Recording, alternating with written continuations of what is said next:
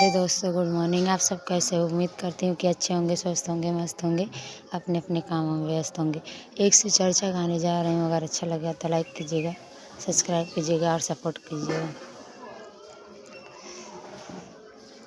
गौरा फूल लोड़े हो, गौरा फूल लोड़े गईली फूलवारिया, संग में तीनों बहिनिया ना। गौरा फूल लोड़े गईली फूलवारिया, संग में तीनों बहिनिया ना। केही आगे आगे जाला, केही पाछे पाछे जाल, केही चहु पिगैल हो, केही चहु पिगैल मालिन फूलवारिया, संग में तीनों सहेलिया ना। राधा सीता आगे आगे जाली, राधा पाछे पाछे जाली, सीता आगे आगे जाली, राधा पाछे पाछे जाली।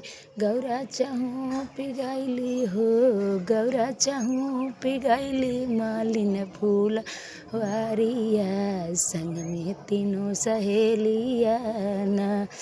केही राम बरवा ढूंढे, केही कृष्ण ढूंढे, केही ढूंढ लियल हो, केही ढूंढ लियल भोला याड़ा भंगिया, संग में तीनों बहिनिया ना।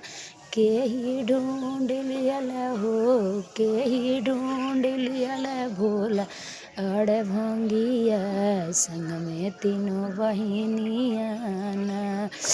हे सीताराम बरवा पावली, राधा कृष्ण बरवा पावली, सीताराम बरवा पावली, राधा कृष्ण बरवा पावली। गौरा पाई गईली हो, गौरा पाई गईली भोला अड़ भंगिया, संग में तीनों बहिनिया ना। गौरा पाई गईली भोला अड़ भंगिया, संग में तीनों बहिनिया ना। हर हर महादेव दोस्तों।